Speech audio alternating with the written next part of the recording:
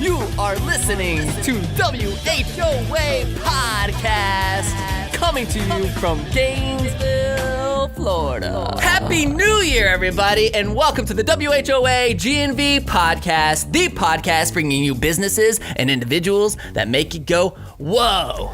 Today on the show, we have co-founder of SpinChill, one of the coolest devices ever. Have you seen this thing?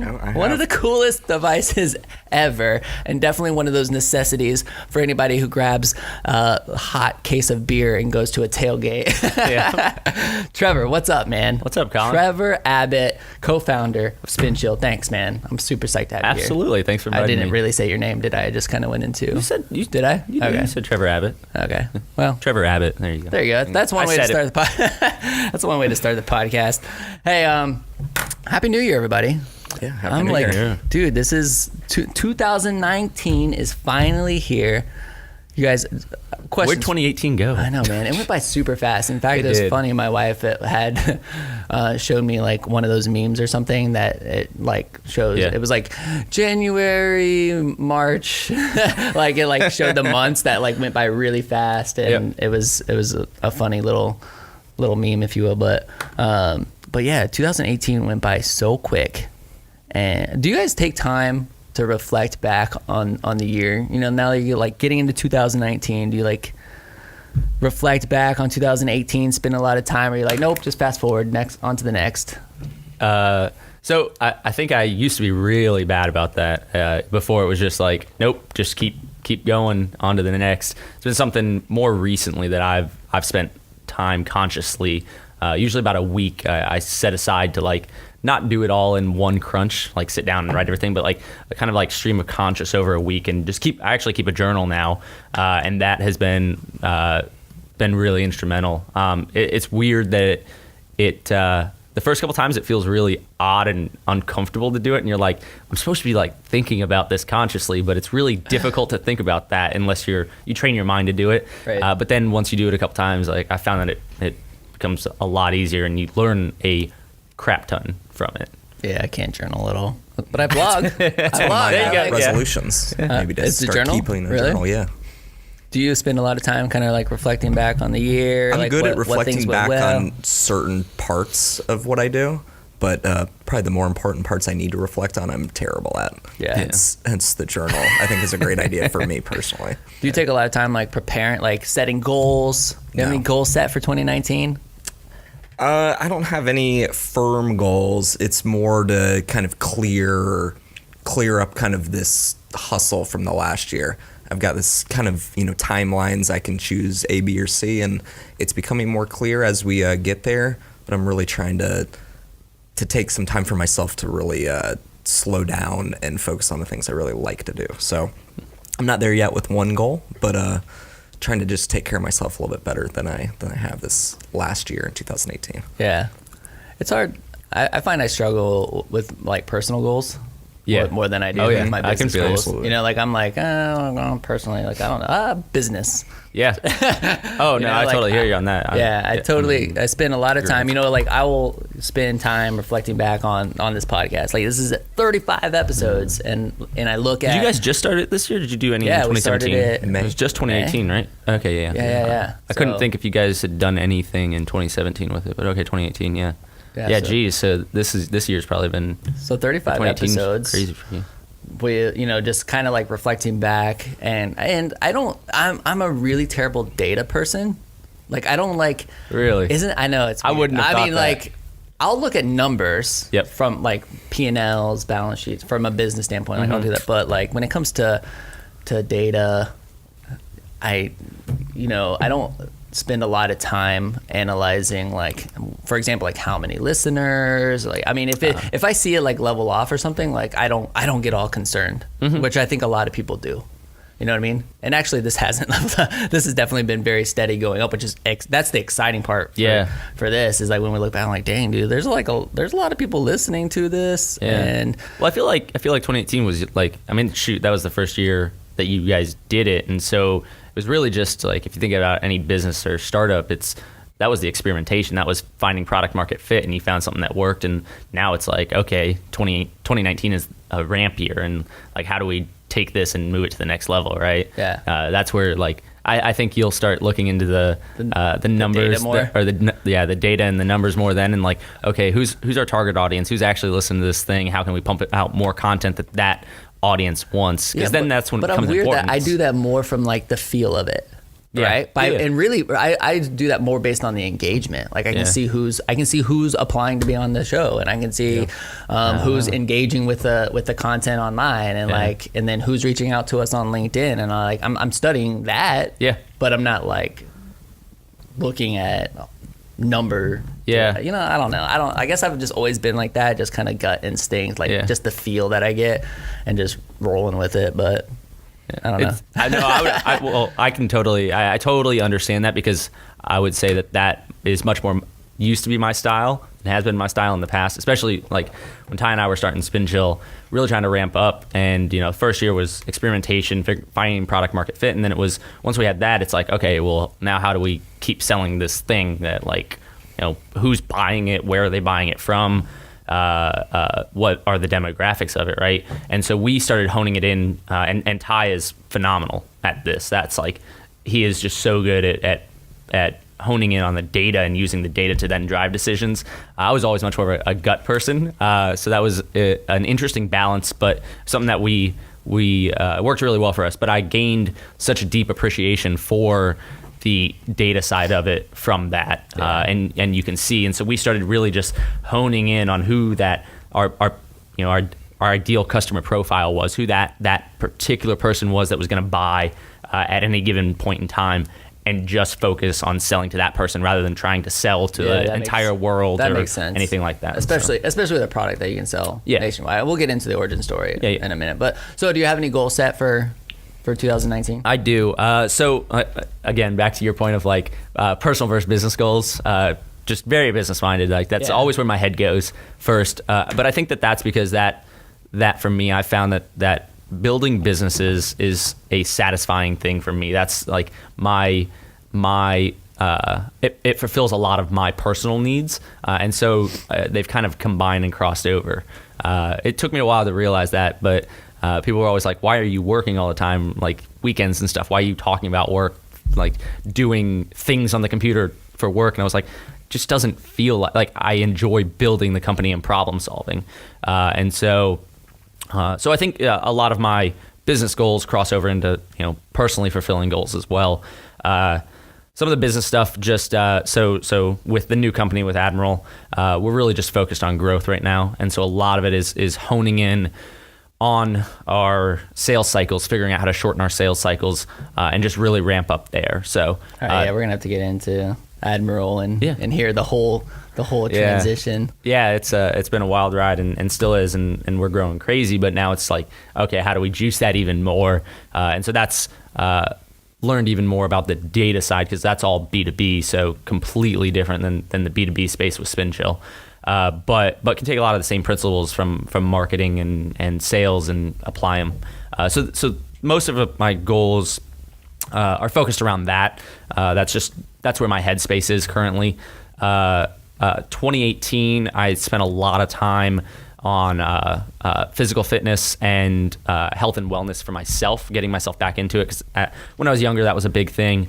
Then when we were building SpinChill, man, it just it fell off a cliff, and it just wasn't anything that was in my mind. And so 2018 allowed me to get back into running 3 to 5 times a week, working out in the afternoons, doing half marathons, things like that. And just really focusing on that aspect of my life. And then once I've gotten that stabilized, now for 2019, biggest personal goal is actually saying no more. Really? I've always been such a big yes. I mean, you've known me for 8 years now. Probably about 6-8 years, probably. Yep. And I mean, I've always been just a yes person to everything. I think that's just. I feel you're very similar. I'm like that. Yeah. And it's hard for me to say no. People reach out to me. Hey, will you do this? Will you MC this event? Will you donate this? Will you like? I've gotten better, but it's I understand the challenge. Yeah. So I don't like to let people down. I don't like. Yeah. It's just. Absolutely, I'm the same way, and so I started thinking a lot about that, and like why is that my goal for 2019? And it's because of those business goals, And so in order to achieve those, I have to cut something else out. And so by saying no to other things, I'll probably, again, it's going to be a work in progress. I'm not going to say like no to everything, but you read a lot of books and listen to a lot of people that have achieved great success in a number of different areas. And that's a common thread that I've seen, is that they spend more time focusing on whatever their personal goals are for business, for themselves, and say no to other people by default. And so it was interesting because they've set it up in a scenario to where they say no by default. And so if a person goes and asks them for something, they already know that the answer is going to be no. So they have to work to try and get a yes from that person, right? Yeah, so, but so they're setting up a kind of a different, like they've set up that expectation. But do you feel like I kind of feel like the opportunity might not come if you because people will be like, oh, they're just going to say no, so I'm not even going to ask. Yeah, I don't know. That's an interesting. Because when I was a kid, you know, when I was a kid, military, you know, Air Force, bounce around a lot. You know, I used to remember my parents, you know, telling me like, if anybody asks, always friends, go do it. Yeah, help people. Well, people would be like, hey, like, do you want to come out and hang out with us? And if I wasn't in the mood, I'd be like, no, like.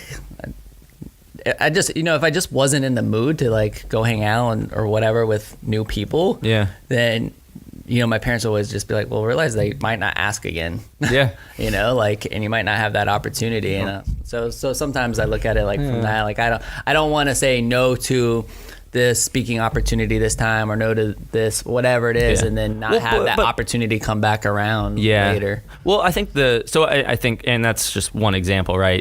But I think the speaking opportunity, like for you, what I've gathered is that's one area that you're focusing on, and super passionate about. Yeah, you're passionate about it. It fulfills a need in your life. You enjoy doing it, but then also you're building on that and trying to become a better speaker. So I think that's a scenario where. What are you saying? Are you saying I'm a terrible speaker? Where you would say no, not at all. I'm saying you're a great speaker, but I'm saying that's something that you continue to focus on and have consciously worked towards continuing to improve that, right? You can always be improving in some area. This has helped. This podcast has helped. It's helped really being more off the cuff. Like, it's funny if we like even going back and looking at some of the earlier episodes. I mean, how much preparation time I took into like, you know, because I wanted them to be so perfect. Really? And I'm like, you know, I wanted to make sure that I had really good questions. And then like here I am this morning. I'm be like, yeah, dude, we're just gonna have a conversation, and like I'm gonna ask questions that come to mind as we're like talking about what's happened over the last several years, you know, and that's just the way I think it just comes off more authentic. Yeah. Well, because it is more authentic. It's just like, I mean, you speak what you're thinking because you don't have time to prep mentally for it. So, and on the goal mindset, like that would definitely be one of them, doing more speaking stuff for me. But Ty, like, do you even like look at, I mean, let's say like numbers, for example, on like Instagram, you know, and like engagements or like those ratios and stuff, or you're like, oh man, I want to like try to get it up to here, like, yeah, you're just kind of like go with the flow, whatever. I always just look at all of UF stuff and, you know, compare the Best of Gainesville stuff to all of UF's accounts. So, you know, for me, that's the crossover. It's like, can I keep advancing to those levels where they look like they're almost intertwined? And some of the new opportunities I have in this year is to work with the UF Alumni Association. They've reached out with us to do some stuff with Fracture and Best of Gainesville to send fractures to big donors. So it's starting to kind of pair the way I've been trying to push it, where the brands work together. Right. But those are very lofty goals. We're nowhere near that, but I'm good at not really caring what they look like as long as they keep growing and the engagement keeps growing and people are always like, oh, like I tell everyone to follow that or whatever. So I don't take it that seriously. As far as the data, like I use it. It's still early on enough right now. You're still like building the audience. Once you have the audience like fully built out, or you start hitting that point where it levels off or plateaus, that's when like I could see you start looking at that a lot more, because then it matters a lot more, right? Right now it's just like grow at all costs. Well, to some degree, right? Well, it's fun to update our rate sheet. Like I do some advertising, but I've really tried to not do it. But with like our current situations with all the different things. And why not do it? because I don't want people to feel like that's what it's for. See, that's exactly why. So, I mean, that's exactly, we've had that conversation multiple times about monetizing this podcast. Yeah. I was actually going to ask that to you guys. You guys don't at all, or do? We to some degree? don't yet, but it's interesting. And like at first I was like, no way. Yeah. I was like, because this is going to be my way of giving back to Gainesville and really highlighting this place and you know, and doing all of that. I've said it multiple times, trying to keep our talent out of this university, top 8 university here in Gainesville, making them realize, wow, there's a lot of amazing companies here that I could work for here, you know, attracting talent to Gainesville. I hope somebody outside of Gainesville hears this podcast and like, man, have you ever heard of this place? Like, we should move our business there, you know. All of you in Silicon Valley that are paying way too much for rent and you're losing engineers every 6 to 12 months. We keep our engineers for 3 to 5 years, and they have a much better quality of life for about a quarter of the cost of living. Yep. There you go. So exactly that. So this was like, all right, we're gonna get back to Gainesville doing the thing that we know how to do, which is this, right? I mean, I didn't know shit about a podcast, but like in terms of, you know, marketing, brand building, that kind of thing, I'm like, dude, this is great. Like, I can absolutely highlight what makes this place so special, and get it in front of the right eyeballs, right? So. That's cool. That's cool. I think that's a neat mission. I think we've done that. Yeah, I think that kind of goes to the thing. It was all about seeing an opportunity and not, you know, to do what I love and give back, right?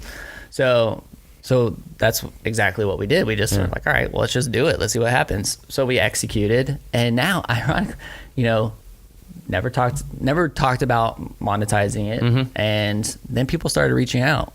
And now people are saying, well, how much would it cost for me to sponsor an episode on the podcast or episodes? Like, what does that look like? And I'm like, I really don't know. I'll keep your you know, information handy and get back to you. I think so I listen to a lot of podcasts, and I've been interviewed on a handful of them, and to be honest, the advertising I don't mind, and I'm very familiar with the advertising space with everything that we've been doing at Admiral, and it's, as long as it's done in a tasteful way, I think it fits, and it actually adds to it. Like, so one that I listen to a lot is Jason Calacanis, This Week in Startups, and he does a good job. He'll have like 3 to 5 like platinum sponsors or whatever, but he kind of weaves it in and he caters to his audience. So I think that like you guys might be perfectly primed for something like that. Like, like be exclusive about your advertisers. Be like, look, I don't think it's really a good fit. Again, this goes back to the audience, right? You have to, because it's like the authenticity part. Correct. I mean, if it's something that I wouldn't use myself, I would never put it on this podcast. Yeah, absolutely. So like, for instance, the one that I always hear on This Week in Startups that I think is just absolutely amazing. Well, there's a couple, and the way that they do it too is he makes whoever the advertiser is also give a discount to the listeners, which I think is an awesome one.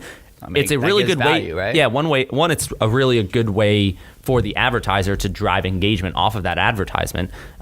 We learned that with SpinChill is like anytime you can advertise with a discount, it's going to do exponentially better than just an advertisement that says, hey, buy this thing, or like, you should come check this out. It's like, no, but as soon as you add a discount in there, your engagement goes absolutely through the roof. And so what he'll do is he'll start out, say, you know, thanks to my buddies at this corporate law firm, and, you know, his audience is typically startup entrepreneurs. And so like that law firm, Walker Corporate Law, it's weird. I can remember that just from like how many times I've heard it. That's crazy. Scott Walker at Walker Corporate Law. There you go. That's their little plug. But yeah, he says that at every episode because they're a sponsor, and it's like that's a perfect fit because these young startup companies need that person. It's like a boutique law firm. Then the other one will be like, and he's like, oh, and mention that you listen to this podcast, and it'll hook you up with some free stuff. And then like the other one is like Squarespace. Squarespace gives any listener 10% off if they go to the specific URL, and then like ZipRecruiter gives another 10% off. It's and that's cool because I mean, when you're talking about numbers and measurement, you know that it's working. Yeah, like those advertisers know, like, hey, like I was told to say this in order to get this discount. Like, I mean, that way that the advertiser knows, hey, like advertising on this podcast is actually doing something for my business. That's good. You know. Yeah. So I think you guys are actually in a unique position because you could probably do two different types of advertisers. You could have the hyper localized Gainesville businesses, right? That people that if they're, and again, this goes back to like, are the people that are listening to the podcast here in Gainesville or are they elsewhere? If they're here in Gainesville, then like local business in Gainesville, why would they not want to advertise and offer a discount and to like something great like, I don't know, local Chick-fil-A. Like if I got 10% off Chick-fil-A for typing in a code that I heard on this podcast, like going in there and saying, whoa, like I would do that all the time because I love Chick-fil-A. But no, like, right, that makes sense. Right. It's like something that just makes a lot of sense. But then you could also do digital products or services too, something that's outside of just a regionalized type of market. And I think that's going to be the fun part is figuring it out. So, I mean, the one thing that I have no problem sharing is that this is expensive. Oh, yeah. I mean, dude, I walked in here and saw your guys' setup and I was like, wow, just the hardware alone is well, not, that's a one-time. Okay, and that's a one-time. Yeah. You know, like, I mean, I expect this stuff to last a very long time, these mics and stuff. hopefully they don't flake out after a year or something. You know what I mean? Yeah. So I look at that as like a one time, but it's more of like the labor, the editing, the production value, all of that stuff. The labor here with these guys, you know, just that part can get expensive. So I think one of the goals that I did set for this year. You guys kill it, by the way, with the editing. I can appreciate a good editor, and that's not easy. So that guy over there, kill it, man. I've watched a couple of the episodes and I'm like, wow, props. do a good job. And then we have social media. Nice. And Anthony is the one who actually helped me figure out how to even get this stuff working. I mean, it's like, dude, it's like, I don't even know what the hell I'm doing. How do we turn this thing on? You know, so like I would love nothing more than to, you know, at least, you know, one of the goals I set was to start breaking even on the episodes by the end of the first quarter this year. That's nice. No. So that would that's a good goal. That would be a good goal. That'd be awesome. I would say that we're pretty far in debt from this right now. Yeah. But that's the thing. I didn't want people to think, oh, they're just doing it for advertising dollars or whatever. And so one of the things that I think, or the way I've been thinking about this is, one, I don't want to do what every other podcast is doing. Yep. You know, I don't want it to be like a scripted like pre-roll or outro or whatever. Like I don't want that. It's just not my style. Yeah. I don't want the ones I've seen that have that like I felt like were the most impactful for me and like very tasteful was when they said like, this is an advertisement, like not trying to craft it in sneakily into like the content, but saying like, this is an advertisement, but like these guys, this is why we're able to do this podcast. So like, if you like the podcast and if this is something that like is helpful for you, then use it. And like, but if not, then don't worry about it. And like back to the podcast. And it's just like a quick little hit a couple times throughout the episode. Well, one of the things that I was thinking about was, I mean, in terms of who, Definitely, it would have to be somebody 100% believe in terms of the business. It's a business. It's a business that I use, or definitely would use, and you know, like that kind of thing. So somebody that way that authenticity piece is there, right? Like it's like absolutely. This is somebody I would use, or somebody who has already been on the podcast. Yeah. So it's like, all right, we're highlighting these businesses. You know, I might not necessarily use their product every single day, but these people have been vetted out. There's a reason they're sitting at this table. You know what I mean? Yep. So like, I think that brings a level of authenticity. It's like, hey, we believe in these companies. And then like doing something super unique. Some of the ideas I've thought about is like, because, we'll go, if, here we're going to start telling your story about SpinChill, like we'll show B-roll of like what a SpinChill is, you know? And so we'll make these little promos that we overlay on top of the video portion of this podcast to bring more context as to what the product is, services, whatever the business is that we're talking to. And so I'm like, oh man, one thing that would be cool is to make one of those little videos for a company and then put it on our podcast Facebook page, right?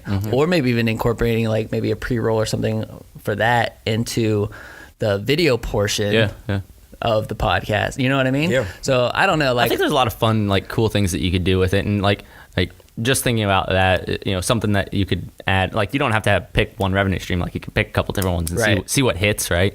And see what people react to the best. But like with SpinChill, for instance, like I would totally be like, if you wanted to sell them and do a discount code, like pop in the discount code, everybody that comes, like get an affiliate fee, boom, like there's a revenue stream right there. It's funny, like we've actually talked about that too, like creating almost, so because a lot of the companies have like shirts and stuff, and making like putting up, having them even donate like a few of the items, like so we said, like maybe I come to you and be like, Trevor, could you like donate 5 SpinChills to put on our website that when somebody buys it after seeing the episode, like that money would go to funding the pod. So like, there's a ton of ideas. What I would say, I mean, since I didn't mean to get on this topic, but like while we're talking, we're talking about 2019, the year ahead.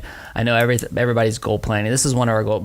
Definitely one of my goals is to keep this thing alive. Yeah. Right. And it definitely takes money. So I would just say this right now, we don't know what we're going to do in terms of monetization, or if we will, like maybe new scooters for less and repaint have such epic gears that I can just self-fund it. But if you are interested, I would say definitely reach out to us.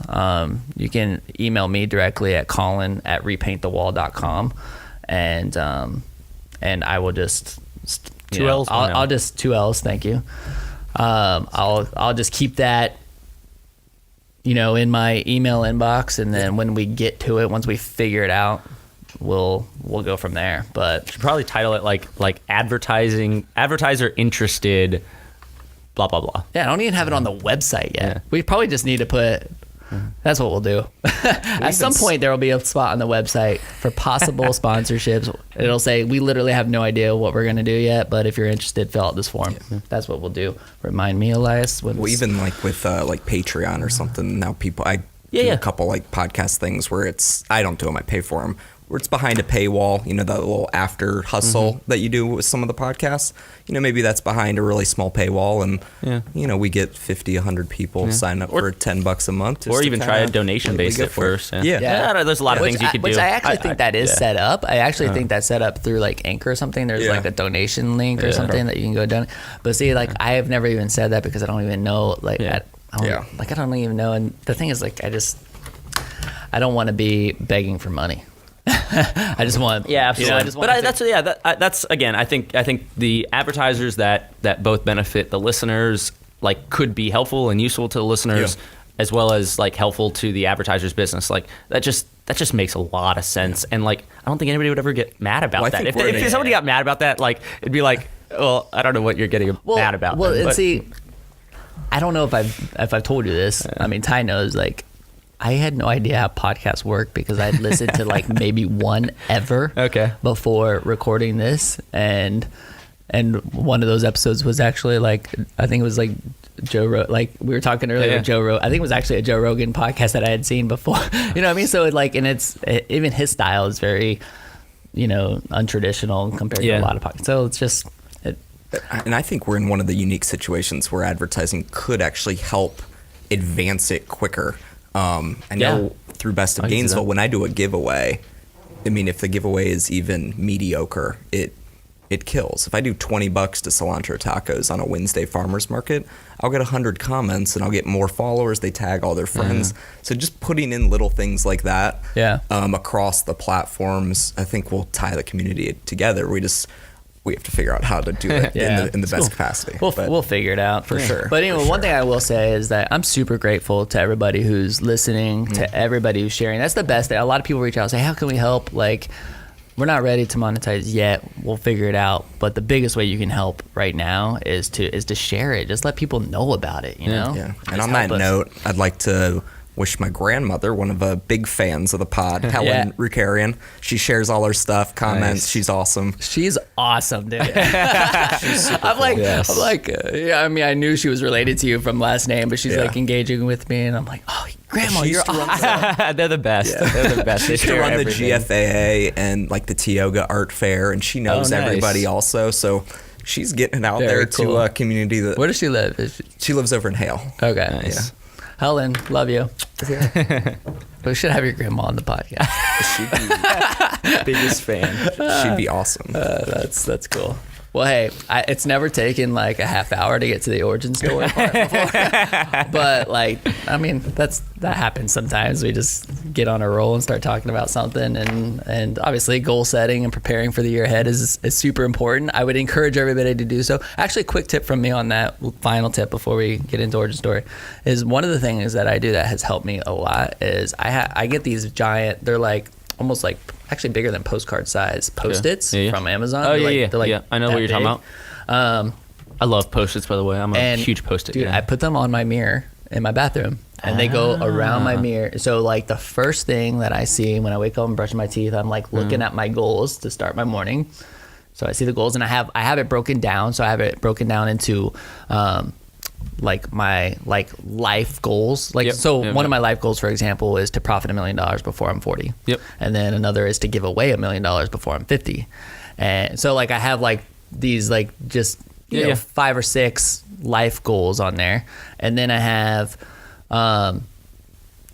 personal goals, which are usually the hardest ones for me because they're usually family based, but I have to really like I said earlier, like really think about what I want to do in terms of providing for my family. What does that look like? Obviously love them to death, they're the purpose for everything, but setting goals around it sometimes can be challenging. I like that. That's a good. So I have that, cool. and then I have like the 2019 business goals, right? And I just have those 3 different Post-its, and like sometimes more than that, but they're around my mirror all year long. So I see them in the morning, and then right before I go to bed, see them again. Just kind of run through them again. Yeah, that's awesome. That way they're always fresh in my head, and I definitely would tell people to to do something like that, so that way they're really always like right there in front of you. But anyway, moving on. Set goals. That's the punchline of that whole 30-minute conversation. Trevor, dude. Yes. I remember when you guys first created this thing and when it was like literally a drill bit, right? Dude, just take us way back. Tell us what even led to SpinChill being created, and then we'll get into like where you've gone as an entrepreneur and then where that's led you to this point. Yeah, absolutely. So summer 2013, that was where it all started. Hacker House. Which was what? So Hacker House was this crazy. I know what it is, but crazy concept in downtown Gainesville in Duck Pond. Augie Lai had done well with his a couple of companies, but Trendy Entertainment, his video game company, had personally done well with that, and so he had bought a 110-year-old Victorian house in Duck Pond, had done some renovations to it, and basically came up with this concept of I'm gonna pick 10 engineers, 10 entrepreneur.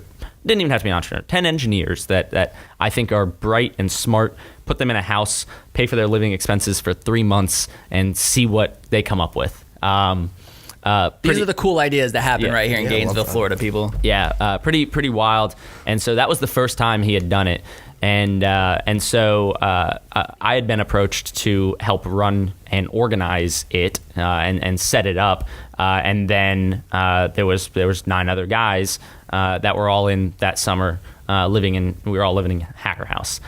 And so we had set up a couple different hackathons to go to. We were all, between 20 and 25 at that point probably, and all the guys that were there.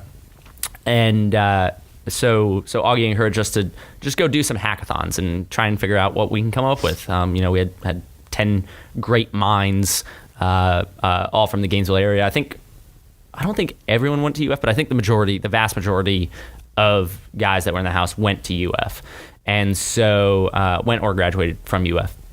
Anyways, we had gone to a hackathon. It was the first one we went to up in Atlanta, Georgia. And so we took an RV up there, drove to Atlanta, Georgia. It was Angel Hack. And typically at hackathons, people do a lot of software. There's a lot of software development. You think of hackathons as like coders sitting there just like typing away, building apps or prototypes for I picture that scene in the movie The Social Network. Yeah. Like Well, that's kind of where, right. So Facebook kind of coined the term and made hackathons famous. And then that movie subsequently made it even more famous. But Ty and I, so Ty Parker and myself, both had backgrounds in mechanical engineering. And so although Ty has taught himself programming and can develop apps and stuff, we both looked at each other and we're like, no, it's like, we want to stay away from the app side. Let's go hardware. And so we're trying to figure out what we could hack together, because you have like 24 or 48 hours to build something. And hardware is notorious for being very difficult to build in that period of time. Software, you can build something quick, scrub it, redo it, and rebuild it in a couple hours. But anyway, so we had a warm case of Bud Light, and because at the gas station they didn't have, or no, Sam's Club. We picked it up from Sam's Club, and they didn't have it cold. The fridge was broken in the RV, so we get to Atlanta, and we got like this warm case of beer. So a big problem for anybody. Yeah. And so, so everybody was brainstorming, right? So all 10 of us were like brainstorming. We went out and grabbed a bite to eat and got a couple beers at like this local craft brewery. And then they all, a couple guys that wanted to do software stuff, and then there was another group that did a mix of software and hardware combined. They all kind of grouped up, and then Ty and I were like, well, what do we want to come up with and do? And so we were like, well, let's just go back to the hotel room. We're kind of tired. We'll just brainstorm some ideas there. So we go back to the hotel room and we grabbed the case of beer out of the RV, walk back to the hotel room, get up there, and we're like, well, maybe if we drink a couple beers, we'll come up with a good idea. But we're not going to drink them warm. So grabbed a bucket of ice water, stuck them in a bucket of ice water, because that's the quickest way we knew how to, or I thought I knew how to chill them down. I stick them in there, and they're just taking forever to chill down. Like, I'm talking like ice cold water. Stick them in there, and they're just like 15, 20 minutes, still not cold all the way through. Still warm. You open it up, it like foams. It's nasty. So Ty walks over, grabs one, and starts just spinning it in the ice water by hand. I didn't really think anything of it. I just thought it was kind of weird. And then after like a minute and a half, he takes it out and starts drinking it. He goes, this is really cold. I go, there's no way that like chilled it down. And so walk over and started doing it. And so we're both sitting there, like, if you can imagine this. So we're sitting in a hotel room, brainstorming ideas. We're like coming up like, well, what about this idea? Or we could solve this problem or do that. Right. And then we're sitting by this like ice bucket filled with ice water and taking these beers and spinning them like this by hand. Then after a couple of those, that was where the light bulb was like, oh, this is the idea. Like, we just found the problem and we just solved the problem. So that was kind of the impetus of the idea. We then proceeded to drive around Atlanta. This was the next morning. We hadn't been drinking around driving Atlanta. Would not recommend that. But so the next morning, got in the RV, drove around Atlanta, stopped by Walmart's, Publix's, just picking up all kinds of stuff. So we determined that we needed something that would spin. So we're like, drill naturally, great. Got one of the Black & Decker like rotator drills. Because it was slim enough, we figured we could take the guts out of it and put that into some other container, because we didn't want it to look like a drill, right? We wanted to at least make it presentable enough and show the functionality of it. So got that, got this little like plastic cup. It was like a baby bottle cup, which is kind of weird. And when I say that, people are like, you chilled beer with a baby bottle cup? But anyways, so it worked. It was perfect. It was perfect size. So cut the bottom out of that, shoved the guts of the drill in there, soldered a toggle switch onto it, turn it on and off. Got a couple like L brackets so that it wouldn't spin in the ice, and then used a lot of duct tape to waterproof it, right? And so that was the original prototype for SpinChill. You still have it? I have it somewhere. Yeah. I'd have to dig it up.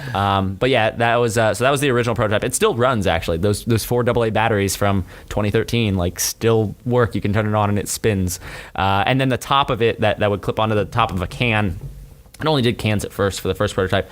Was those like turtle-friendly 6-pack holders, you know what I'm talking about, like those newer 6-pack holders that kind of clip onto the can. Yeah. So we cut one of those off, filled the inside with silicone so it would grip onto it, and that was the original prototype. So ended up pitching it at. So we built that whole thing in like, I don't know, probably 2 or 4 hours of like running around Atlanta to all these different stores. The hardest thing to find was something to hold it. We thought koozies. At first we were like, oh, those foam koozies that you get on spring break at Daytona Beach or Panama City Beach. You know the one I'm talking about, like the you see them all over the place in Florida. Right. Big foam koozies.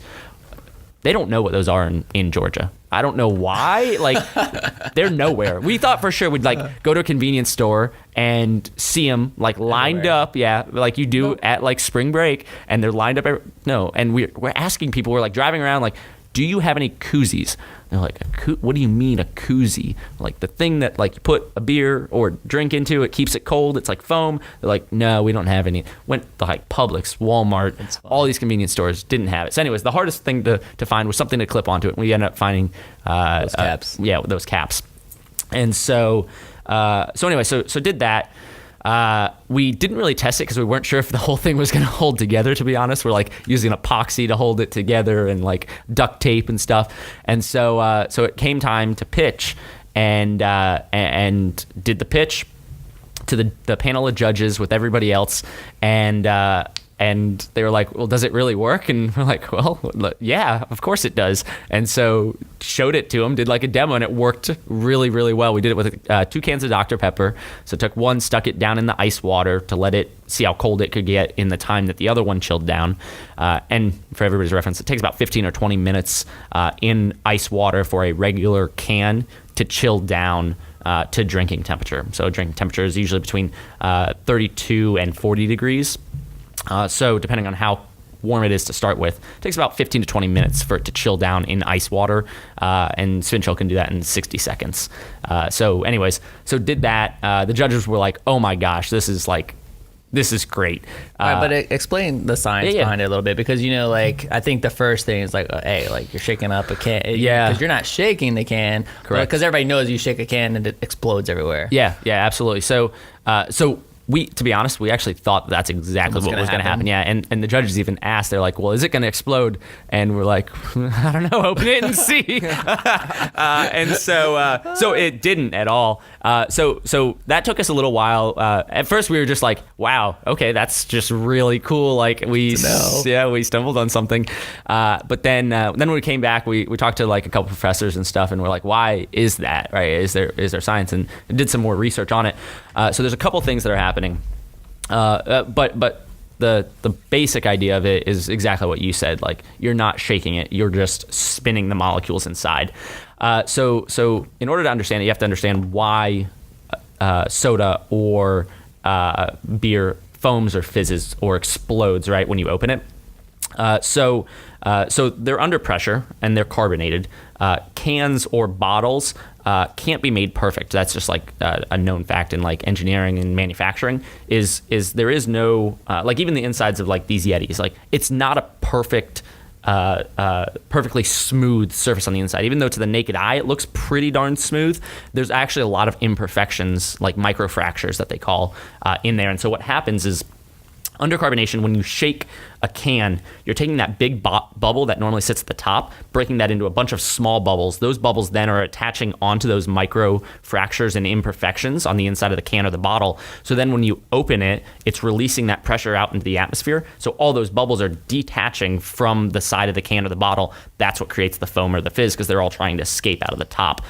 Whereas if you spin it, you actually knock those bubbles off of those imperfections. So it's actually helping to decrease the foam or the fizz. So you're knocking them off those imperfections because the liquid is flowing around in a circular motion around the outside of the can, right? Or well, inside, but like on the outside layer of the wall. And so then it's just creating that one big bubble at the top. So then when you open it, you don't have all these little bubbles trying to rush out. It just equalizes pressure right then. So that was like the basics behind it. And then there's some other stuff, some like science, physics baby. Laws and stuff. Yeah, science. That's the basics. And there's people trying to put things on Mars. Like this is like, to me, I'm like, oh, let's stay focused right here on the beer, you know. No, I'm just kidding, but yeah. So that's why it doesn't foam or fizz. The reason why it chills it down quicker is really kind of the same concept. They're intertwined. So you know how a convection oven works, right? Everybody sees the graphic of like the heat rising and coming around and circulating inside. That's just doing the same thing inside of the can. So if you have a can, right? Use this to kind of show. So you have a warm can, right? And imagine this is a can of Dr. Pepper. You take it, it's 85 degrees, you stick it in fridge or freezer. So it has to cool from the outside walls all the way to the center. So those molecules are bumping into each other and then trying to release that heat back out. And then around the outside, you kind of have a warm area that's growing as well, right? So it's trying to diffuse that heat. Well, when you spin it, you're both disrupting that insulating layer on the outside, and then on the inside, you're just mixing the molecules around like a convection oven. So you're kind of using a convection current. And so by doing that, you're able to increase the chilling rate by like 20 to 40 times, depending on what you're using. So that's cool, how man. it works. That's super cool. So sorry I interrupted No, with the it's good. science aspect of it. So, but what happened then? You pitched this thing. Yeah, absolutely. So pitched it. It ended up taking second place at the hackathon, which everybody was like, well, because like it worked so well, and then everybody else was like developing these software apps, and the judges, right? So we we developed a physical product. Were you the only ones that so the first place team was actually one of the other teams we took up from Hacker House. So we took the top 3 places at Hacker House, which was cool. So there was it was probably 20, 25 teams there. Hacker House from Gainesville brought 3 teams, and we took first, second, third. Yeah, first, second, Dang, third. that's And this awesome. is like at Georgia Tech. Dang, that's where cool. there's some smart engineers and people up there, and yeah, it took first, second, and third. So that was really cool too, and just a cool win for like Hacker House in Gainesville and Right. everything. Sure. And so the first place prize was a combo of hardware and software, and it was this cool concept. You might remember it. Chime is what they had called it, but it was this idea. They were trying to build like a more modern day wind chime concept, to where it would create music and moods of tones, so music tones based on what the weather was outside. So like if it's storming and stuff, it'd be like a harder like bass and like different melodies that make you feel like Yeah. thunder and lightning, right? Sure. But not actually thunder and lightning sounds. So it's just an interesting idea, right? But it would basically, the idea was that you could create music based on what the environment and the world outside was doing. That's cool. So it was a neat idea, yeah. And they made a ton of progress in 24 hours too, and they were able to pair up both hardware and software, which was pretty impressive. They like got access to like the Georgia Tech like Fab Lab and got in there in like the middle of the night because somebody knew somebody else and found a contact there, and they're like using the laser cutters in the Georgia Tech Fab Lab to like cut out all of their stuff for this thing. So like just the fact that they were that resourceful, the judges were like, that's super impressive. But I think that's kind of the epitome of Gainesville, right? So I think that this is a little bit of a tangent, but kind of this is something I've learned a lot about Gainesville. I've lived here for 8 years, grew up in Newport Richey, came up here for school originally, then started SpinChill, and then just have been here since, and I absolutely love it. But that's kind of the epitome of startups in Gainesville. Is like we are probably one of the best communities for the hustle side of it and the bootstrapping. Like we just get things done at all costs. Like there is no barriers. Like we don't think about it in that way. But I think that's because we've been more resource strapped as a community from a startup perspective than some of the big tech hubs like Atlanta or Austin or New York City or Chicago or San Francisco, right? Because there's people that I know that have had an idea and will get $1 million handed to them to test the idea and figure out how to build it, right? Here we're like, we just got to make it work and start selling stuff and like start making money quick. And it's just a different mindset, right? But I think Gainesville is so good about that, of just like I agree. being scrappy and getting things done at all costs. I agree. So anyway, so ended up, so that team took first. We took second place, brought that back to Gainesville. We're like, cool, like stumbled on this like neat idea, took second place, but like, what's next? And so we just started refining the idea, and taking it around. I'll never forget, again, huge mentorship community in Gainesville that has helped us tremendously. One of the biggest ones at that point in time, in the phase of the company, was David Whitney. Yeah, he's awesome. And he's always preached, when finding product market fit, it's great to pitch people your idea and ask them if they like it or don't, but that never really gives you any data on it. How you really get data is when somebody whips out their wallet and hands you cash.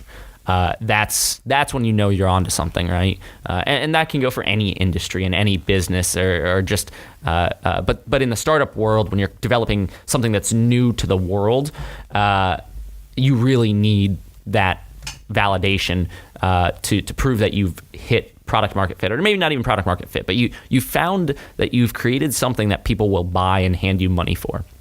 And create a transaction. So we brought the idea back to Gainesville. Next step, we're like, okay, let's refine the product, but let's see if people will even buy this thing. Like we think it's cool, right? The judges thought it was cool, but like do other people think it's cool, and do they think it's cool enough to pay for it? And so we started 3D printing these prototypes in the attic of Hacker House, and this was so back in 2013. 3D printers weren't like as prominent then either, but Augie had one of the early MakerBots like sitting in a closet at the office at Trendy, and he's like, yeah, if you guys want to use it, like it's got some dust on it or whatever, but like sure, have at it, which was cool because like those things back then, you got to remember. So I was 21, Ty was 23 at the time, and so those MakerBots back then were like $6,000 or something. Like they're now like under $1,000. They exponentially, they just grew so quick and were able to drop their prices. But back then, like it was a lot of money for one of those. And so we get this 3D printer, and we're just like, oh my gosh, this is so cool. Yeah. So we're like 3D printing all kinds of stuff, but 3D printing prototypes. Then Ty was like, well, what if we invert the actual product, right? We had gotten the clip to work and figured it out, but it wasn't great. It was kind of brittle, and so we're like, we can't really sell these clips. And so we inverted it and made it into a mold. Then what we would do is we'd stick a drill bit, like a metal drill bit, into the mold, and then pour this 2-part rubber, like an epoxy, around it into the mold, let it mold, then demold it, clean it up, and that was like the prototypes, and we called it a chill bit. And then we started taking those around and seeing who would buy them in Gainesville. Luckily, there's a lot of construction going on in Gainesville during the summer times, and so we're like, okay, who always has a drill, who likes beer, and who has a cooler? We're like, construction workers on construction sites. Boom. So we literally, those were like our first probably 30 sales, was going around physically to these construction sites around Gainesville. That's what we do during the day. So at night, we'd like build these prototypes, and then we'd take those out and show them off to these guys. We'd take a drill, a small little cooler full of ice, and a case of either Dr. Pepper or beer, depending on like where we're at and what time of day it was. Yeah. And we just show it off to these people. And they're like, oh my gosh, that's so cool. Like, I want to buy one for like all my guys and my buddies and this and that. So we'd sell like 5 or 10 at a time. And it wasn't a ton of money. And we also didn't know what to charge. So I think we charged everywhere from like $5 to $20 for one. So like some people paid more, some people paid less. But that was all experimenting, figuring out like, okay, we found now that people are willing to take out their wallet and pay us for this thing that we've created. Along the way, we were refining our pitch about like, what is it that people are interested in this concept. And then also we were trying to figure out the price point of like, okay, once we get beyond this and start making products that are like scalable, right? What do we charge for them? And so that was all experimentation of like figuring out, okay, this is like what people are willing to pay. If once we started pushing like the $20 mark, they're like, yeah, I don't know, but that was things we wouldn't have known. We could have sent out surveys and stuff, yeah, and we never would have found, like, people would have given us ridiculous answers to surveys. I'm a like very non-believer in sending out surveys to figure out product market fit or what people are going to pay for things. Sure. I think surveys are great for customer retention and finding out things once you have customers. But to get your first customers, like, you just got to go out there and just, it's like the reactions, right? Yeah, just brute force to it. Yeah, this is $20. Oh, like, correct. And so you see that, you're like, okay, maybe that's too high, and then you adjust. The next person, exactly. This is $15. Oh, okay. Yeah, exactly. You can't go. You can't go to somebody and think about it like this. If I was to come to you and be like, hey, how much do you want to pay for this thing? You're like, well, I don't know. Like, what about? Yeah, exactly. Yeah. And different people would say different things, right? But you're never really going to get to the true like value of what people are willing to pay. So, anyways, but we got there because of the great mentorship, and Whit was really instrumental in that and pushing us to just like, it was like, because we were trying to figure these things out. We had never like done this before. And so it was great. That was kind of figuring out, okay, now people are interested in this concept. At that point, it was still the drill bit, the chill bit. And so we figured, okay, well, we got to make this back into a full unit, like one unit that people can carry with them or is portable, or they could use at their house, tailgating, boating, fishing, golfing, whatever, right? Wherever you have a warm case of beer and you need to chill it down fast and you don't have a lot of ice. And so started prototyping again, single units that were all self-contained, and then started mixing bottles and cans together. So we had developed one device that could do bottles and one that could do cans, and we're like, well, for this to like really make sense and be exponentially better than what's on the market right now, it's got to be able to do both. It's got to be portable. It's got to run on like AA batteries. It's got to be really easy to use. And so we just started iterating on that, and we probably went through, oh man, I don't even know. If you counted like little changes, probably 200 to 300 prototypes in the first like 3 months, because we were able to 3D print change. 3D printing, rapid manufacturing was able to help us expedite that process. And then finally, we got to the point where we said, all right, we've got it close enough. Let's launch this on Kickstarter. Let's run a crowdfunding campaign and see what happens. You know, we put a lot of work into that crowdfunding campaign. Looking back, the video, and this is how I appreciate your guys' video editing so much. It's not easy stuff, and so Az Pineda, he's up in New York now, but he helped us. Still great friends. He helped us. He did all the video work, and we shot, hours and hours to get a short little like 3-minute video. Sure. But we were just being so particular because this is the coming out party. This is it. This is, we either make it from here, or this is like we're cutting it and moving on to the next thing. For any of our entrepreneurial audience that's thinking about, crowdfunding something, what should they be thinking about? Yeah. So, and it's changed dramatically from the time we did it. So we crowdfunded in the fall of 2013, which that was like that was prime time for crowdfunding. That was, some people were just throwing things up and seeing if it would stick. We did a ton of research. We spent over a month, just like that was all we focused on, was just, okay, like what is the optimal video time? What are the components of a video that you need to make it work? We went at it from like a very engineering scientific mindset and very data driven of, okay, what is the ideal time to run a campaign? At that time, it was 30 days. Anything over 30 days had a much lower success rate. What is the ideal day of the week to launch? Thursday was the ideal day of the week to launch. Ideal video time was between 1 minute and 3 minutes. Anything over 3 minutes would significantly drop it. This is where that data stuff helps. Oh yeah, and all this stuff's out I'm not very data driven. Things like this is when you need to be, right? Yeah. Looking to see like, okay, well, what is even like the price point that we put? We made it $10,000 because that could get us to production, and it also increased our likelihood of success rate, because anything over 10,000, you would significantly see drops in success rates of campaigns. So you guys set it for $10,000. We did set it for 30-day campain. 30-day campaign. Okay, yep. So what ended up happening? So we hit the goal. Oh gosh, I don't even remember now. First 5 days. So you hit $10,000 at the 5 days. Yeah. So that guaranteed you're getting the money. Yep. And so that from there, it was just like everything's bonus. Everything's bonus. And we leveraged it for publicity and marketing, which real quick, I want to close up the thing that you asked, because I think it's really important, and I've helped probably about a dozen other crowdfunding campaigns since we did SpinChill, and that's the only reason I can like definitively say there is science behind it, especially nowadays. When it was like hot, it's kind of like everything. Like cryptocurrency was hot like last year, right? And now it's like everybody's lost their behinds on it, and it's down 90%. Like, right? Everything has those curves, and so Kickstarter and crowdfunding was really, really hot in 2013. It's still a thing. It exists, but you don't hear about it nearly as much, right? It's not in the news. It's not in the media like it was.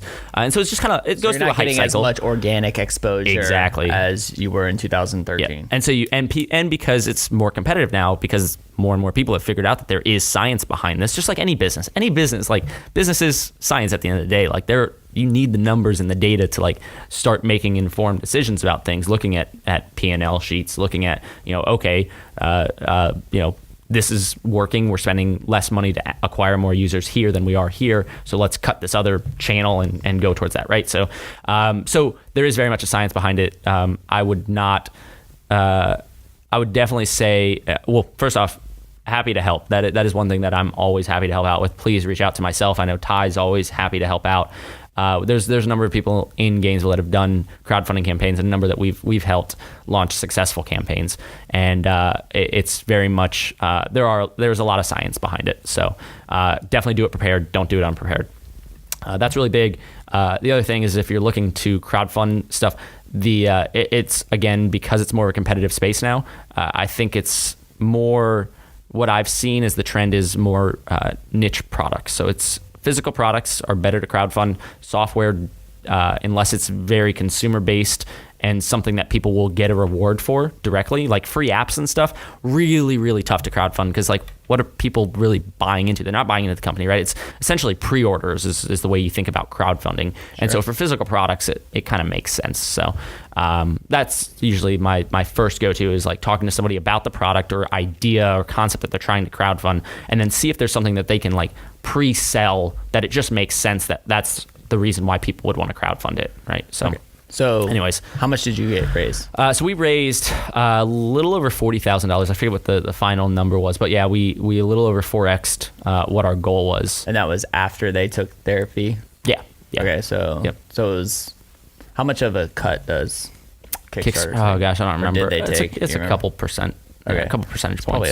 It's probably higher than that now. It might be up to 5. I couldn't see them going over 5. Okay. Probably between 3 and 5 now. I think for us it was like maybe 3 at the max. Yeah, maybe. How 3. old was Kickstarter at the time? I don't even know. Only a couple of years old. Okay, it wasn't super old. Yeah, so it was super new. Yeah. All right. So what happened after that? Because I know, so we used it a lot for marketing, which we didn't realize at the time. Right. This was we had kind of built out what we thought the campaign was going to look like and what we were going to do.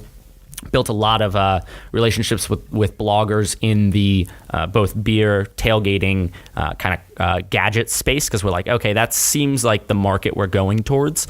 And so we just made friends. We literally just reached out to bloggers, and we're like, hey, like, because bloggers will talk to you. Big writers for big publications typically aren't going to respond at all, because they're worried about other things, right? Right. And they get pitched stuff all the time. But bloggers, it's like, we're like, hey, like, when we produce this thing, we'll send you one. Like, would you be willing to do like a cool write-up about us, about like, here's our crowdfunding campaign and stuff. And so we started reaching out about a month before we had started, and built relationships. That's what it was at the end of the day. Like, and who's doing that? You and Ty both, or like? Yeah, I spent more time doing that. I spent a lot more time doing that. Ty spent more on the data. One-to-one, yep. Emails, letters, what? Emails, yeah. All right, emailing. Yep, one-to-one emails, and then we'd hop on a video conference like, hey, here's who we are, like, here's who you are, love your blog, you know, what you did here about this, would you, like, here's what we're doing, and we'd just tell them the story, exactly like we just walked through. I don't think we ever had anybody say like, no, we won't help you. Everybody was like, yeah, this is like awesome. Cool. This is so cool, right? It is. It's unique. Yeah. There's nothing like it. So. Well, and it was just a story, and we related to them on a personal level. And so so we had all that there and ready. And so when we launched it, we just like blitzed it. We're like, okay, we threw a launch party, actually. We threw a launch party, had donations opened up there at the launch party. Anybody that donated also got a free t-shirt. So it was just like, because you want to get momentum as quickly as possible. So again, we like looking at the numbers, we're like, this is kind of how we had built out this plan for how the campaign is going to go. We got to get as much as quick as possible to get featured and use, leverage the Kickstarter algorithm to get up to the top of featured on Kickstarter, because then your success rate goes through the roof. So a couple of things we did there. One was we did a launch party, and we like everybody at the launch party were like, we opened up, we had 3 computers, and we had people manning those computers and just taking donations right there for the crowdfunding campaign. And so just from that alone, we had raised like 10% of our goal. So we had already hit like $1,000 within the first hour. And so anytime you can do that, like Kickstarter's algorithm sees that and is like, oh, people really like this thing, and so they shoot it up. It's like it's not gaming the system, but it's just being intelligent about it. That was one. The bloggers was a big one, though. That was really big. Looking back on it, that was probably a big turning point. Were you using the bloggers to help promote the campaign, or yeah. This was okay? Yeah. So as it launched, within the first week, we sent them. We said, hey, like, send out the story about the Kickstarter campaign, and we helped them kind of craft a message, but left it up to them to really do it. And so they all did through their social channels, through their blogs, whatever it was. And so we probably had 5 or 6 that started gaining traction from that. And then it was like, from there, kind of the next things that snowballed and happened was after the first week. So once we hit our goal, then it was cool because then it's like everything's gravy on top. But you're also like, how big can we grow this thing? Right. And so the first big one, I'm trying to remember. And so we were watching, like you were saying earlier, the podcast, you guys keep seeing like growth on it. So Kickstarter has those analytics and you can see that. And so I keep seeing it grow, and then it was like plateauing. And then one morning I wake up and it's just like vertical, and I'm like, what is going on? And it's just like, every time I refresh the page, like money's flowing in, and I'm like, what the heck is happening? And so I just did a quick Google search for SpinChill, and the first one to pick it up was CNET, massive tech publication. Sure. They were like, they told the story. These 2 University of Florida guys, engineers, like, but you had solved no this super idea cool that problem. was happening? No, they didn't reach out to us or anything. They just found the story and ran it? Well, so they found it from the bloggers. So they had run. So we kind of like built this organic kind of like group of bloggers that had blogged about it, and then once it hit the featured on Kickstarter and had hit the goal, it was like those 3 things combo. Someone from CNET had found it through a multitude of these channels and was like, this is a really cool idea and a great story to tell. And so CNET picked it up, and then it was just like off to the races from there. So then it was like, it was CNET, then it was Gizmodo, then it was Gizmag out of Australia, then it was Yahoo News, then it was... This is all like, during the campaign? All during the campaign. And every time that one of those hit, like you can just see the spike. And so it was great though, because that all just like helped build more of the marketing that we could then leverage after the fact of the campaign. So we really maximized the Kickstarter campaign. What was the maximum donation that you guys were asking for? $1,000. Okay. $1,000. Yep. And that was throw a tailgate and party for anybody that did that. And otherwise it was... Then we had different tiers. Gosh, I can't remember. You can actually pull up the Kickstarter page still. So just Google search Kickstarter SpinChill and you can see everything. It'll give you like a full thing. I think we had, again, we looked at like the success rates of how many rewards you should have. And it went from $1, I think $5 or $10 we had the chill bits.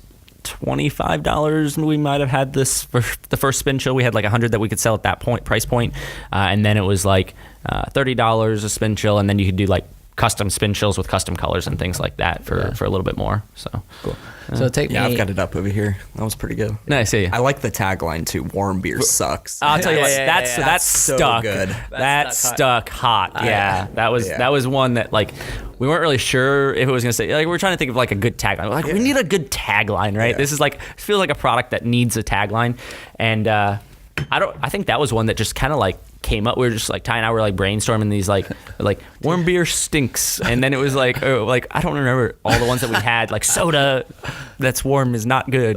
Yeah. But then I don't know, somehow when we said that one, we're like, I think that's it. I remember like, the first time I talked to Ty about it, and I kind of did some research before I was meeting him, and I saw that tagline. I was like, all right, he's gonna be cool. Yeah, it's easy. Yeah, it's easy. You know It exactly explains it, what's going on. So, But I think what's unique is like a lot of the stuff that has happened like since the campaigin, right? Because you guys ended up being on TV shows and like it was. Walk us through some of that, because you were on a reality TV show or one of those pitch shows. Which one was it? West Texas Investors Club. So okay. Oh, dude, it was so great. So we worked with Shark Tank for 3 years and pitched with them. So a lot of people didn't know this, but so we got approached by Shark Tank within our first year of business, and they recruited us to come on the show. And so we still had to fill out application, go through like the process and stuff, but they basically like expedited it, and we're like, okay, you're like, so 2 weeks before the first showing or recording we were supposed to go to out in LA, we're like, well, like, it's 2 weeks out. Like, are we going or not? Like, we've got everything prepped and ready to go. And they're like, we're waiting on our executive producers. So the way it happens is it starts out with, they have about 40,000 applicants every single year. From there, they start whittling it down. So they have about 3 different rounds of like interviews and pitching that you have to go through. None of which, by the way, is related to the business. It's like there, you don't really look at numbers. Like, they don't do any due diligence to a degree that I thought they would What beforehand. are they looking for? Energy and We want the show to be good. Well, yeah. So this kind of ruined it for me. I haven't watched Shark Tank since, by the way. Like all my friends watch it and everything, and I just haven't, because I started learning a little bit more about the showbiz side of it, and so they have to. The producers, their job is to drive entertainment and users to watch the show. And so if you notice, every single season and every episode, they've always got the one that's like really wacky and out there, and like everybody that's watching is like, that's not even a good idea, but like the person is really entertaining because they're so passionate about it. But like the executive producers put that person on there to make them the person. So sometimes they'll pick somebody that's like really an a-hole, and like that's their whole job, is to go on that show. They don't tell them that, but like they know, the executive producers know that that's how they're going to act when they're on the show and like getting yelled at by Mr. Wonderful or Mark Cuban, and they're going to be argumentative and fight back, but like that's entertaining, right? Yep. And that's how they drive their ratings up and sell more advertising. And so we just never fit into the mold of they needed our particular skill set on the show for those 3 seasons. So finally, after the 3rd season, we were still in this pool of 100 that they pick out of. So they pick out of a pool of 100 each season to go and shoot on the show. And so once we got in that pool of 100, they just kept us in there, and we just kept pitching to them every month. We'd have with the not the executive producers, but the lower, the under producers, or the producers that were just under them. We'd pitch with them, and they'd help refine our pitch and do things like that, and change the way that we would set up how we would set up the table or the demo or things like that. And then after 3 years of doing that, we're like, well, if we get on Shark Tank, like that's the home run. It's that's the golden ticket at the end of the day for a hardware gadget product. Like the exposure is just more than you could ever imagine. We know that from people that have gone on there and that we've talked with since or before. We reach out to everybody, and like we've always been big proponents of reaching out to people that have been there, done that for mentorship. That's a huge theme of both my personal life as well as business life. And so we had reached out to a lot of people, and they were like, yeah, it's the golden ticket. Like it'll make you an overnight millionaire, essentially. And so after 3 years of it, Ty and I are very much people that are like, we always want to be working on the next thing and building both ourselves as well as the business. So after 3 years, we got approached by this other show that was on CNBC called West Texas Investors Club. I'm not sure if they're still airing or not. They may be, maybe not be. But it was like I'd call it like the redneck version of Shark Tank. But these guys are super cool. So it's Matthew McConaughey's older brother, Mike McConaughey. They call him Rooster on the show. But yeah, a lot of people don't know that that's Matthew McConaughey's older brother. It was also really weird filming with him, because like we're sitting there in between like filming sessions, and he just like starts like chatting up something, and I don't remember how it came up. Somehow Matthew McConaughey came up, and it was just funny because he's like talking to him about his little brother. He's like, oh yeah, little Matthew, like he like never would have been anything without me. So like this guy, this guy Matt. So this is the story. This guy Matt, he had gone and made tons of money in the oil pipeline industry, and then Matthew McConaughey, and I was thinking too, like Matthew, like the Matthew McConaughey, and he's like, yeah, Matthew never would have made it without me. He's like, he was pitching his first movie, wanted to like go be an artist in LA or whatever, was pitching his first movie, couldn't get anybody to buy off on it. So he's like, I funded it for him, and like gave him his first break. And then from there, it just kind of like compounded. But anyways, so CNBC. Hey, sometimes you need that first break, man. CNBC, West Texas Investors Club, they called us up. We're like, we want you on the show. And so we said, cool, Shark Tank has told us this for 3 years. Like, can you guarantee us a spot? They're like, well, we can't guarantee you. And we said, well, we, in full disclosure, we've been working with Shark Tank. Like we're still with them, but we'll cancel all of our agreements, everything with them, if you'll guarantee us a spot. And so they said, we can't guarantee you a spot, but we will give you like 90% certainty. And I said, that's good enough. And so we called up Shark Tank, said, hey guys, like we've got this opportunity. Can you guys guarantee us a spot? And they're like, we can't guarantee you a spot. I said, any level of surety on it? And they said, it's all up to our executive producers. I said, you know what, done this for 3 years. It's been great learning pitching from you guys, but like we've got this other opportunity. We're going to go do that. And so at that point, we were like, okay, parted ways with Shark Tank, and then went over and worked with West Texas Investors Club. And it was the best move ever. We had so much fun. So they fly us out to West Texas, Odessa, Midland, Texas for 2 weeks.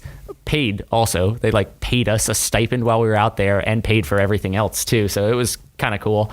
And so we're out there, and they take us. There's like we're doing different scenes somewhere. Or all over the place, all over Midland at like their ranch and stuff like that. We're out to this place that's in the middle of nowhere. I mean, like 5-mile dirt road, like out in the desert in Texas. There's like oil rigs and a big windmill farm. That's like it. And it's called No Trees, Texas. And there's a reason why it's called No Trees, Texas. There's literally not one tree. Yeah, it's just like brush, like desert brush. So we get out there and we're like, this is kind of strange. Like we're with the production crew in these minivans and driving out there, and then we hear this helicopter coming. So Butch and Rooster fly in their private helicopter, land out there. This is like one of their properties that they drill for oil on. So they come out there and they're like, all right, well, we're gonna film. And we're like, all right, like, what are we gonna do out here in the desert? So then they go and set us up by this oil rig. We're filming some stuff, interacting, and we hear this plane coming. So there's this biplane. So this biplane's coming and starts circling. And they're like, all right. So the plan is the biplane's gonna drop beer and ice out of the plane with a parachute. And you saw the episode? Yeah. And so, but this is like from the behind the scenes of it. So this is like, it's so weird as it's going on. They do a great job with the editing of it. But as it's going on, and we're like, okay, this is kind of strange. Biplane circling. So they're like, okay, action. And they like, people set off smoke bombs out in the field, and then you see the guy out of the biplane finally drop the parachutes. It was like taking them forever to do it, and the production crew's like, what's going on? This is so weird. Well, the parachute for the beer doesn't open up, so the beer explodes. I mean, it's like a bomb. Like it comes down and just like, and it's like there's beer all over the place, and they're like, well, we're gonna have to like substitute out another case. So they like ran and grabbed another case, and they're like, here, like make that work. And so for like, you know, video purposes, and then the other one that had the ice, it was windy out that day, and whoever was throwing them out of the biplane, I guess, just wasn't great at aiming, ends up hitting a power line and getting tangled up in a power line, and there's like sparks like flying out in the desert, and so the production crew's like freaking out and stuff. Anyways, they end up like had to cut that one down and stuff and get the ice from there. And so we did it. We go rummaging through the Texas desert in like these utility off-road vehicles that these guys had. Well, one was like an Austrian military vehicle, and the other was like a UTV. And bring it back, chill the beers down, and do the whole thing and stuff. But anyways, yeah. So that was it was cool. You know, a lot of people don't know the the behind the scenes of that. Yeah. So that was cool. So that was the show. It's been on the Today Show 3 times as like the best gifts to get guys for the holiday season. One thing that was we had some cool ones that were really random. It was a question on Jeopardy, which was wild. Dude, that's cool. Yeah, it was really weird. I get a Did you? But you don't even know. Like, no, they didn't even reach out to us. Like, taking pictures and texting them to you, being like, dude, you were the question on Jeopardy. Yeah, well, this was now like when Snapchat was like becoming really popular, right? So it's kind of funny looking back on it. Like you see these different pieces of technology that we use. I get a Snapchat of like, dude, SpinChill on Jeopardy, and I was like, what? Like, how did they not like even ask us or reach out to us or anything? But they didn't, and they didn't use. So what it was it wasn't what is SpinChill, like that wasn't the question, but the question was this device is used, and it was one of the video ones, that was really cool, is that it was like a video question. So they show a SpinChill chilling a can that they're demonstrating in ice, and they're like they're talking about the science of it or something. Exactly, and so the cooling, they're like the spinning method here used by this device to chill this drink down, and the answer is what is convection, like that was it. Yeah, that's cool, dude. It was, so that was pretty neat. It was when Seth Meyers first took up one more that was pretty crazy, or 2 more, I guess. When Seth Meyers first split from SNL and went on to the late night show, took over the late night show. You know what I'm talking about, right? Yeah. Okay, yeah. He did it in his monologue. And so he's like joking, and the joke was something to the effect of these 2 guys from the University of Florida, engineers, developed this thing that can spin a bottle in ice and chill it down quick. He goes, I don't know about you, but the only thing I was spinning a bottle for was back in 7th grade. And he's like, I'm just going to leave it at that. Yeah. That's awesome. And so that was another random one where people were like, dude, like Seth Meyers just like dropped SpinChill on his monologue.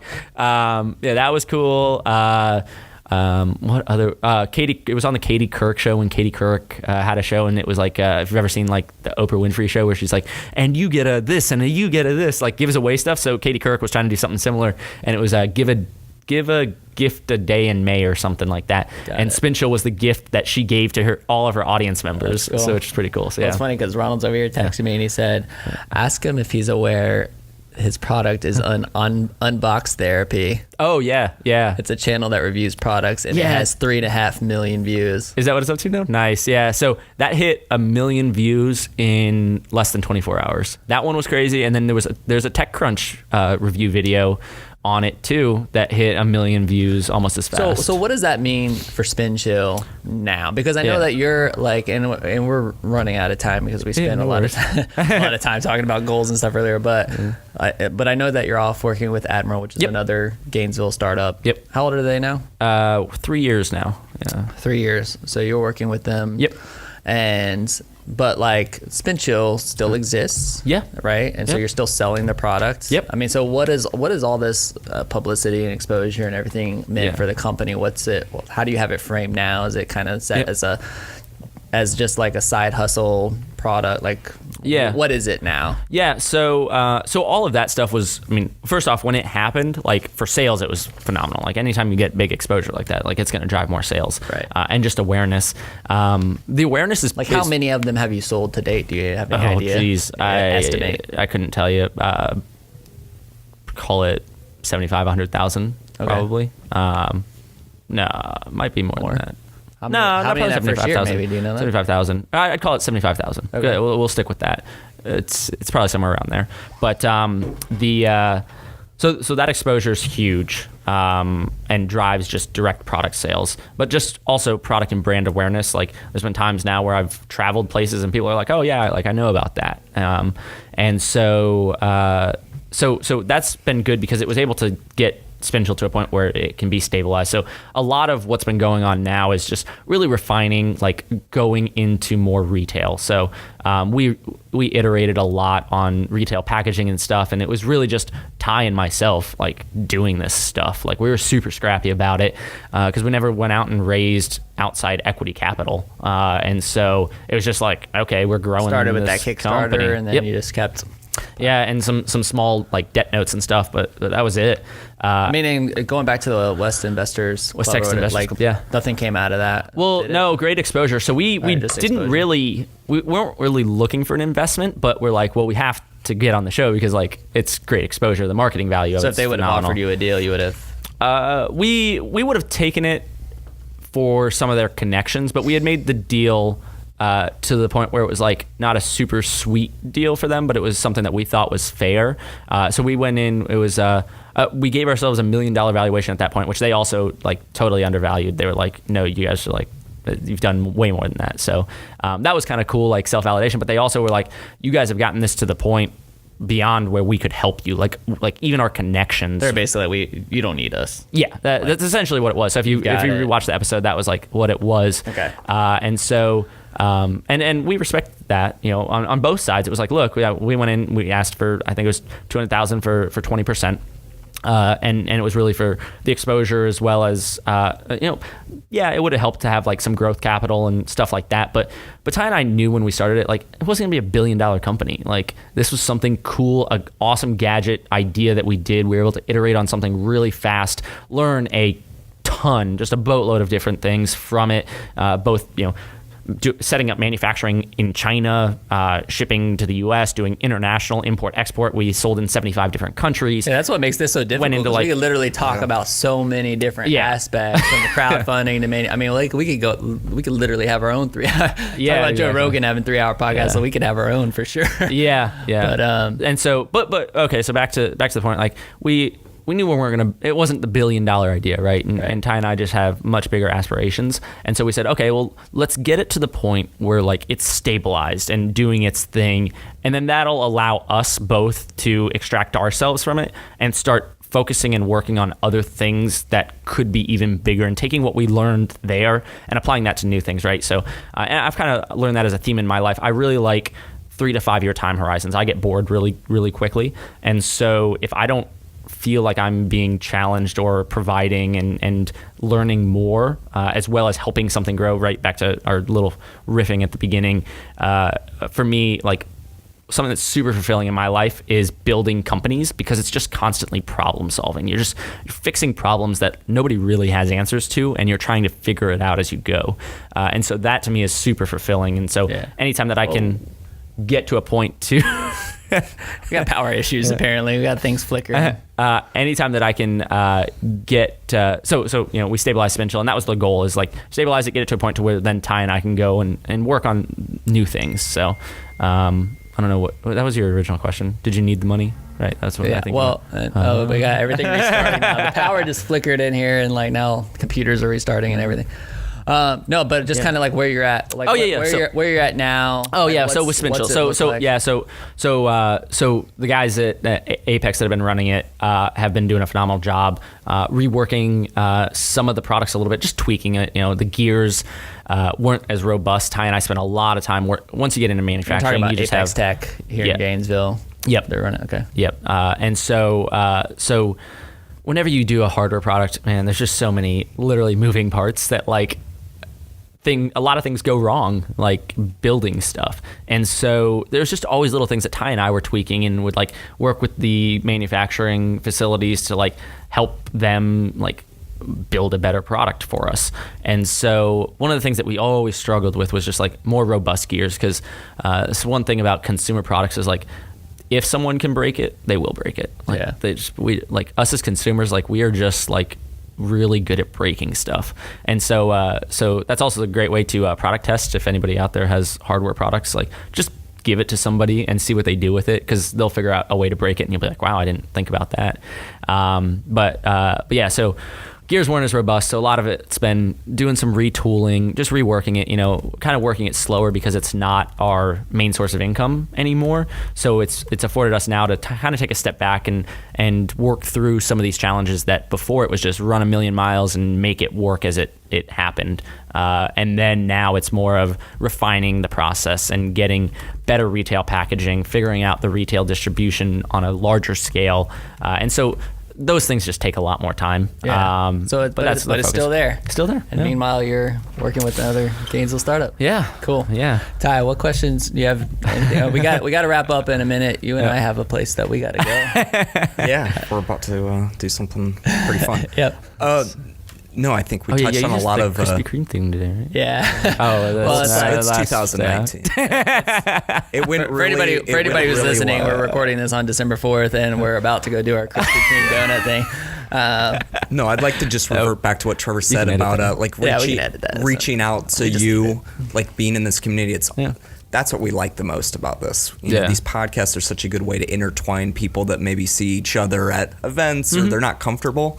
And as always, everyone's so open to be reached out to. So, I always encourage the people listening, just say, hey, and if you need an introduction from someone, find that person. It's so easy. That's what makes Gainesville really awesome. I feel like the majority of people are very approachable, though. Absolutely. Oh, yeah. You know what I mean? So in Gainesville, 100%. And the networks and connections are crazy. Absolutely crazy. That's actually been something that's been really cool about this podcast, is that we've had a lot of people who do come on and say, hey, feel free to reach out to me about crowdfunding, and then people do, and then there's a new relationship that's built through this. I mean, for me, that in itself is very rewarding of the potential. I think that's the biggest value add, is it gives we learn so much from people that maybe we already know a little bit.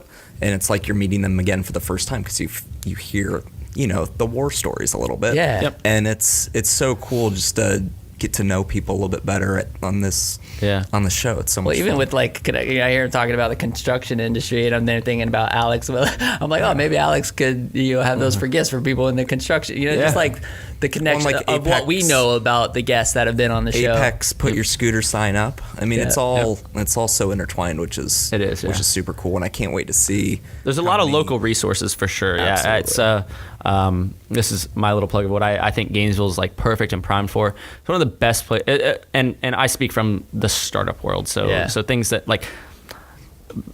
for us, a lot of people thought that for SpinChill, like our target market was like UF. It never was. It was never college kids. It was like 25 to 45-year-old adults that had a little bit of expendable income that were buying it as gifts a lot of times, or for like a fun gadget for themselves.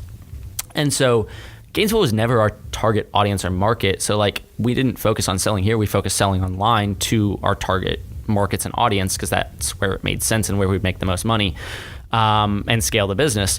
And so there's a couple different things. Gainesville local businesses, New Scooters for Less, phenomenal. Like I think there's such a great, vibrant community for local businesses.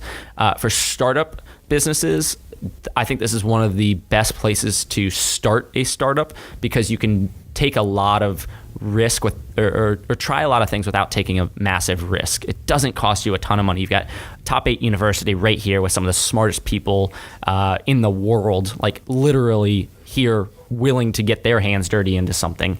And you've got a great networking community that people are willing to help out. And so it's one of the great places to start a startup. I think where Gainesville has growing to do is scaling startups. We don't have necessarily the best track record with scaling and exiting startups.